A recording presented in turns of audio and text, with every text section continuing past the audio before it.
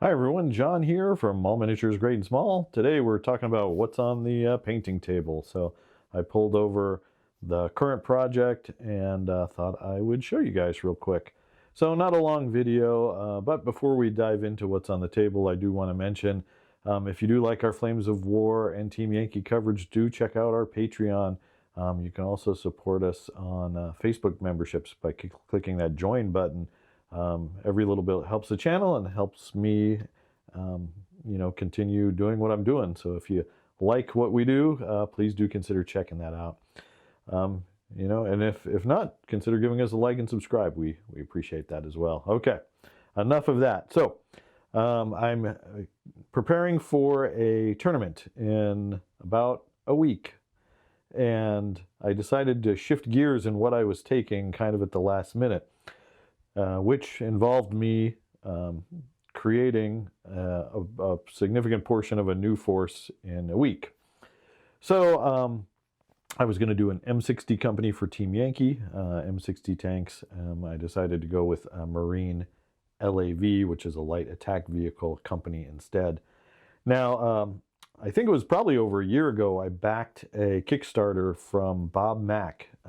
He did a U.S. Marine Cold War Kickstarter that had some excellent vehicles. If you haven't seen his stuff or his Kickstarters, do check it out. If you can, hop on the Kickstarters, because he does several with different themes. It's much cheaper if you hop in on the Kickstarter than go to his website after the fact and try to buy the individual files. They're much more expensive that way. So check out the Kickstarter. I'm not sponsored by him or anything like that. I just like the quality of the models he has. So I was able to 3D print a bunch of LAVs of different types that I'm going to need for my list. And I just wanted to show you some of the quality. This is printed on my Saturn II 8K. And really nice detail on the wheels. I'm printing the hatch and the telescopic sight separately, so they kind of go in those slots you see at the top of the turret. There are some supports I still need to remove, but otherwise a really nice print. I'll show you in a minute once I slap some paint on these, comparison with these to Battlefront. And my list does have a lot of Battlefront models in it too, but I needed a lot more LAVs. I think I need 14 of the base model and some support ones. And I think I only had 4 Battlefront ones. And then this is an LAV command post. It actually doesn't have a rule in the game, but if I have time, and it's not looking like I will, but if I have time, I'll paint this up and put it on an objective. It really doesn't have any weapons besides a machine gun, but on an objective it does nothing. It's just there to look cool, but that's what a LAV command vehicle looks like, which is kind of cool. In addition to that, because I just like torturing myself, I thought, well, I knew I was going to bring 4 Cobras. I've got plenty of Cobra models, but since the theme of the event is the invasion of America in the 1980s, I thought, what better than to support my troops than with Blue Thunder and Airwolf. Now, if you're my age or grew up watching TV in the 80s, these should not be unknown to you. Younger generation, you might be going, what the heck are these? Blue Thunder was a movie, I think in '82, starring Roy Scheider, about a military police helicopter. Great movie, love the movie. There was a short-lived TV show with, I think, James Francisco and Dana Carvey, of all people. I think it only lasted like 12 episodes or something like that. And then there's Airwolf, which was a TV show that I believe lasted 4 seasons with Jan Michael Vincent and Ernest Borgnine. Yep, there you go. There's my 80s trivia on display and how I get sidetracked easily in these videos. These are not Bob Mack. These I actually searched for and found a variety of places. I'll try to see if I can remember where and put links in the description below. I think this one was on Thingiverse, and this one might have been on Thingiverse as well. But anyway, no offense if you are the designer of these models and you created them. The Blue Thunder I had a particularly horrible time trying to print. And I think it might be in part because the model was designed, I think, for a larger scale. I scaled it to 1/100, 15 millimeter scale. So it's pretty small.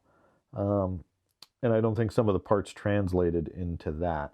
But there was some, I think, geometry issues. No matter what I did, the like the cavity inside this hole here collapsed. Like the walls just didn't print completely, so you could see right into the, there was gaping holes in the sides. So I puttied it, sanded it as best I could. A lot of work for something that's like I don't really need to bring in my list, but I like playing thematically, and I thought this would be pretty thematic. So I figure if I paint it up nice, it would cover some of the flaws. Like you can even see this like lump here in the canopy. That's geometry. That's not me painting it poorly or printing it poorly, and that's even after sanding it. I can't believe I missed it that bad. Yeah, so this one was kind of a headache. This one actually wasn't that bad. I think I had some problems. I think my supports weren't dialed in perfectly, but overall pretty nice. Again, I think this was meant for a larger scale. The guns, for example, are real fiddly. I already broke off both tips of the guns. There's enough gun there that you can see it. Airwolf had, obviously, is like a wolf in sheep's clothing, so it can disguise itself as like a normal helicopter. It's based on a Bell 222A, I believe, helicopter. So like these gun pods in the show clip in. There's a missile launcher that pops out of the bottom. Very cool helicopter. In the show, it's supersonic, which is kind of ridiculously silly. Okay, I'm going to go paint some stuff and work on this and then come back and show you some progress.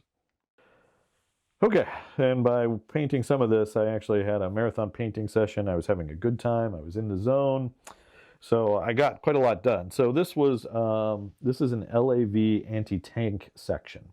Now, 2 of these are Battlefront, and 2 of them are Bob Mack models that I printed.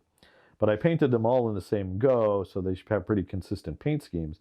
Just at a glance, are you able to tell which one's which? If you're glancing at it, particularly at tabletop level, well, it's going to be pretty much the identical. You can see, so this is one of each. Battlefront, Bob Mack, you can see the size is spot on. The hammerhead here is a little bit bigger, but the actual vehicle itself is the same size. The details are different. With this injection molding, you can see like the grates are bigger, hatches are more exaggerated.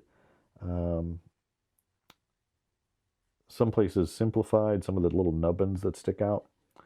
And then this is a Bob Mack, and you can kind of see there's extra things there. The paneling is more subtle, the hatches are more subtle. And that is, and I'm not going to say either one of those is better. The Battlefront one with the more obvious hatches and panel lines and whatever make dry brushing a dream, make edge highlights great. And when you're playing at tabletop distance, you want things like that to stand out. This is more realistic, and but the details are finer, and from farther away they get a little bit more washed out. I do like that they print with little antennas, as you can see those. But I haven't broken any yet. We'll see after the tournament if I broke any antennas, but as a unit, they look fine. They do have some hatch detail that's a little bit different, but I mean, it's good enough. They're 2 different models, we'll say. My support LAVs I painted in just straight up green, and the regular LAVs I have in a camo, a 3-tone NATO camo. The other thing I painted that I just love is these are also Bob Mack models. So I just finished these. These are the AAVPs, I believe. So they're the Marine Amphibious Transports. The American Army gets M113s and Bradleys to haul their troops around. These guys get these giant boats. They literally are boats. They can float. They have a really funky looking turret. just an awesome looking vehicle and a great model from Bob Mack. I don't have Battlefront ones of these because I think they're prohibitively expensive when you buy them in twos. And if you did like a Marine Rifle Company, you'd need probably at least 4 or 6. But yeah, nice models. Okay, and then last but not least, we'll fly in on Supersonic, and we've got Blue Thunder. Okay, so painting-wise, it's kind of a rush job. I got a lot to do in this week prep-wise, so I didn't highlight it and spend as much time as I wanted to on it, but you can see that it looks pretty good. This one actually printed with the rotor blade in place, which was a time saver. Love Airwolf. I remember one of the very first conventions I went to when I was like 12 or 13, I bought the Airwolf Flight Manual, which was like the show Bible on the helicopter from the TV show. But very cool. And then Blue Thunder, of course. Love this thing. If you know the lore of this, or if you don't know, it's based on a Gazelle helicopter. They bought a Gazelle helicopter, then they had bolt-on parts to turn it into Blue Thunder. But basically, the movie helicopter was a Gazelle that had been modified. And so I just scaled it to a Battlefront Gazelle, and this is actually a Battlefront Gazelle propellers. I could try to 3D print them. They do have the model, but I had such a hard time printing the helicopter, I didn't want to mess with the rotor that came with it. So I just plopped in a Gazelle rotor, and it looks perfect.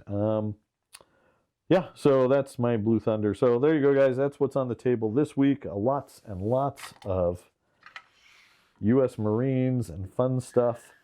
I hope you enjoyed this. Oh yeah, I still haven't painted this yet. I hope you enjoyed this, what's on the table. If you did, please do consider giving us a like and subscribe. Thanks for watching, and keep on gaming.